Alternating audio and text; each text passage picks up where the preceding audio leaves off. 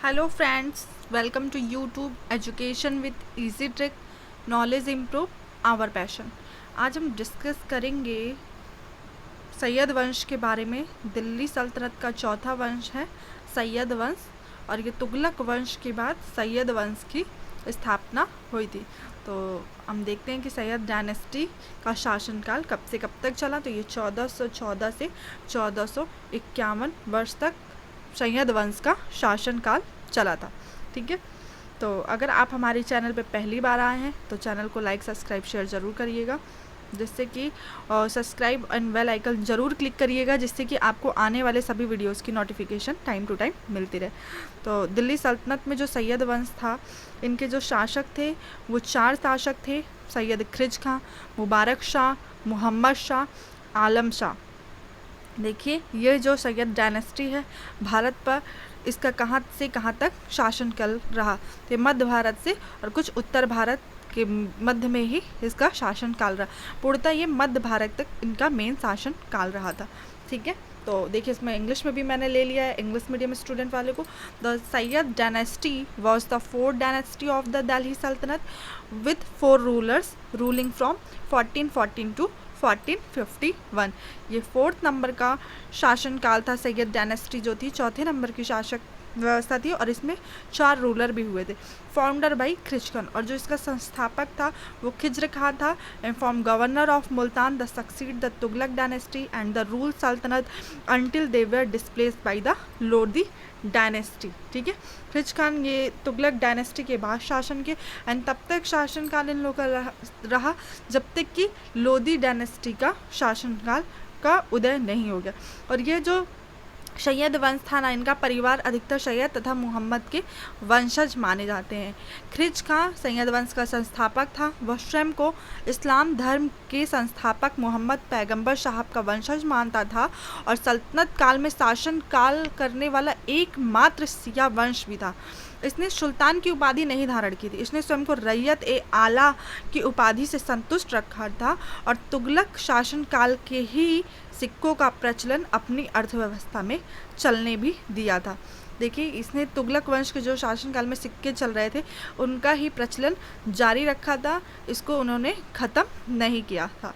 ठीक है, तो Sayyid Khizr Khan 28 May 1414 May 1420 was the founder of the Sayyid dynasty, और ये दिल्ली सल्तनत में northern Indian soon after the invention of Taimur and the fall of the Tughlaq dynasty. Khizr Khan ने सैयद वंश की स्थापना की थी और रैयत आला की उपाधि धारण की थी। पूछा जाता है कि ऐसा कौन सा शासक था जिसने सुल्तान की उपाधि ना धारण करके रैयत आला की उपाधि धारण की, तो वो था खिज खां। जब भारत को लूट कर तैमूर लंग वापस जा रहा था तो उसने खिज खां को मुल्तान, लाहौर और दीपालपुर का शासक नियुक्त कर दिया था, और खिज खां के शासनकाल में ही पंजाब, मुल्तान एवं सिंध पुनः दिल्ली सल्तनत के अधीन हो गया था। सुल्तान को राजस्व वसूलने के लिए भी प्रति वर्ष सैनिक अभियान का सहारा लेना पड़ता था। उसने अपने सिक्कों पर तुगलक सुल्तानों का नाम भी खुदवाया था। फरिश्ता के अनुसार जो खिज खां था एक न्यायप्रिय एवं उदार शासक बताया जाता है। देखिए, खिज खां की तस्वीर है, और इसका शासनकाल 1414 से 1421 तक इसका शासनकाल चला था। ठीक है, तो ये देखिए, ये एक न्यायप्रिय एवं उदार शासक भी बताए गए हैं इतिहासकार फरिश्ता के अनुसार। इनकी मृत्यु कैसे हुई, तो 20 मई 1421 को खिज खां की मृत्यु हो गई थी। फरिश्ता के अनुसार खिज खां की मृत्यु पर युवा, वृद्ध, दास और स्वतंत्र सभी ने काले वस्त्र पहनकर दुख को प्रकट किया था। तो हमने देख लिया किसके बारे में, खिज खां के बारे में। सैयद वंश का फाउंडर कौन सा था, इन्होंने सुल्तान की उपाधि नहीं धारण की थी, और रैयत आला की उपाधि। 37 वर्ष तक लगभग सैयद वंश का शासनकाल चला था, और इन्होंने ऐसे विशेष कोई उल्लेखनीय कार्य नहीं किए थे फ्रेंड्स। लेकिन हाँ, इनके बारे में कुछ जो इंपॉर्टेंट थिंग्स है थोड़े बहुत, वो हम डिस्कस कर लेते हैं, कैसे क्या शासनकाल इनका रहा था, तो वो हम देख लेते हैं। ठीक है, नेक्स्ट है मुबारक शाह। तो इसका शासनकाल 1421 से 1434 ईस्वी तक था।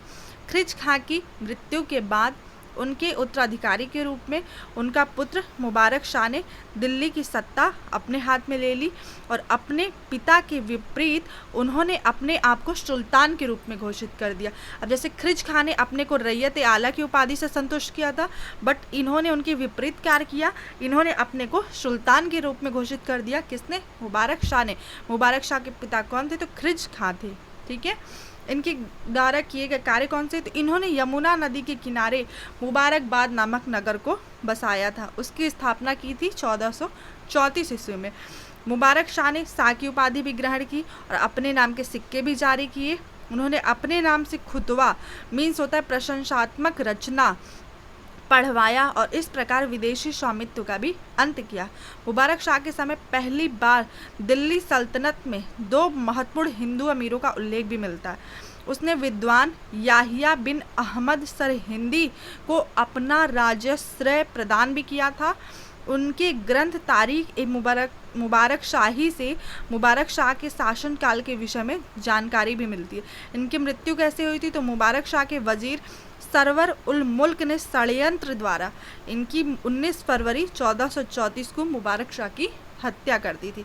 तो ये देख लीजिए, इनके में इन्होंने खुतबा भी पढ़वाया, विदेशी स्वामित्व को भी हटाया। इनके काल में 2 महत्वपूर्ण हिंदू अमीरों का उल्लेख भी है।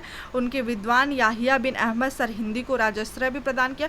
तारीख है मुबारक शाही में मुबारक शाह के शासनकाल के विषय में जानकारी भी मिलती है और इन्होंने अपने पिता जो रैयत आला की उपाधि से संतुष्ट थे उसके विपरीत इन्होंने खुद को सुल्तान घोषित कर दिया और इनका शासनकाल 1421 से 1434 ईस्वी तक चला था। अब हम देखते हैं इनके बाद आए मुहम्मद शाह।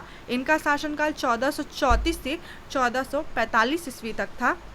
मुबारक शाह के दत्तक पुत्र मोहम्मद शाह या मोहम्मद बिन खरीद खां को वजीर सरवर उल मुल्क एवं अन्य अमीरों में मिलकर 19 फरवरी 1434 को दिल्ली का सुल्तान बना दिया। इसे मुल्तान के सूबेदार बहलोल को खाना की उपाधि दी। मोहम्मद शाह नाम मात्र का शासन था। शासन पर पूर्ण नियंत्रण वजीर सरवर उल मुल्क का था। ये नॉमिनल रूलर थे और इस पे पूरा नियंत्रण वजीर सरवर उल मुल्क का था। मोहम्मद शाह के शासक बनते ही वजीर ने शस्त्रागार, राजकोष एवं हथियारों पर आधिपत्य कर लिया। मोहम्मद शाह को मरने के लिए वजीर सरवर उल मुल्क षड्यंत्र कर रहा था। इससे पहले ही मोहम्मद शाह ने वजीर व उसके समर्थकों को मार दिया और मोहम्मद शाह ने कमाल मुल्क को नया वजीर बना दिया और 1440 में महमूद खिलजी ने मोहम्मद शाह पर आक्रमण कर दिया। लेकिन युद्ध के बाद दोनों में संधि हो गई और बहलोल लोदी को मोहम्मद शाह ने अपने पुत्र की संज्ञा दे दी। अब देखिए, यहीं से इनके शासन में उतार चढ़ाव आना शुरू हो गया। अब लोदी वंश का उदय होने ही वाला है क्योंकि उनका हस्तक्षेप इनमें हो गया है इनके शासनकाल में और मोहम्मद शाह ने अपने पे ही आक्रमण किए गए विरोधी पार्टी को अपने पुत्र की संज्ञा दे दी एक संधि के दौरान। ये देखिए है मोहम्मद शाह। मृत्यु कैसे है इनकी? तो बहलोल लोदी ने 1443 ईस्वी में दिल्ली पर आक्रमण किया था, उसी दौरान उनकी मृत्यु हो गई। लेकिन कुछ विद्वान इनकी मृत्यु जो है सन 1445 भी बताते हैं मोहम्मद शाह। ठीक है, अब नेक्स्ट है जो सबसे आखिरी शासक था कौन? आलम शाह। इसका जो शासनकाल था 1445 से 1476 ईस्वी था और ये सैयद वंश के आखिरी शासक थे। आलम शाह जो है अलाउद्दीन शाह भी इन्हें बोलते हैं, मोहम्मद शाह का पुत्र था और इन्हें 1445 में मोहम्मद शाह की मृत्यु के बाद सरदारों ने उसके पुत्र को अलाउद्दीन आलम शाह की उपाधि से विनिष्ट राज्य का शासक घोषित किया, जिसमें अब केवल दिल्ली शहर और अगल बगल के गांव ही बच पाए थे और आलम शाह बहुत कमज़ोर और अयोग्य था। उन्होंने 1451 में दिल्ली का राज्य सिंहासन बहलोल लोदी को दे दिया तथा निंदनीय ढंग से 1447 को दिल्ली छोड़कर अपने प्रिय स्थान बदायूं चला गया और इनकी 1476 में ही मृत्यु हो गई। अलाउद्दीन शाह 1476 में, इनका नाम आलम शाह भी थी, इनकी मृत्यु हुई कहाँ पे?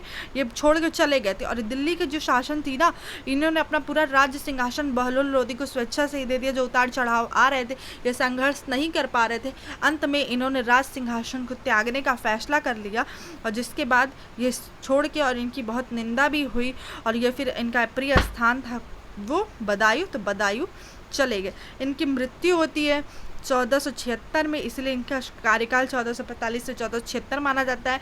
नहीं तो दिल्ली सल्तनत में जो सैयद वंश का शासनकाल था वो 1414 से 1451 ईस्वी तक ही था। और ये देख लीजिए मध्य भारत में ही इनका शासनकाल था, लेकिन ये बहुत अयोग्य शासक थे, बहुत बेहतर कार्य नहीं कर पाए थे, जिसकी वजह से इनकी बहुत ज़्यादा उल्लेखनीय विवरण इनके बारे में नहीं है। कुछ बस ये शासन आए किए, कुछ कार्य किए, बस जो पहले के शासनकाल थे, जो नियम कायदे कानून बनाए थे उन्हीं पे विचार कर रहे थे, बाकी षड्यंत्र ही होते रहते थे ज़्यादा।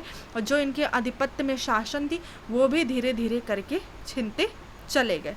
तो फ्रेंड्स, अगर आपको वीडियोस अच्छी लगी होंगी तो लाइक सब्सक्राइब शेयर करना बिल्कुल भी मत भूलिएगा, जिससे कि आपको आने वाले सभी वीडियोस की नोटिफिकेशन टाइम टू टाइम मिलती भी रहेगी। और हमें अच्छा भी लगेगा अगर आप वीडियोस पे लाइक और कमेंट करते हैं। और आपको जिस भी वीडियोस के बारे में और भी कोई अगर टॉपिक हो जिसके बारे में आप पढ़ना चाहते हो और हम वीडियो नहीं है उसमें, तो आप कमेंट कर दीजिए, उस टॉपिक की वीडियो आपको मिल जाएगी। तो thank you so much for watching this video. हम मिलते हैं नेक्स्ट वीडियो में।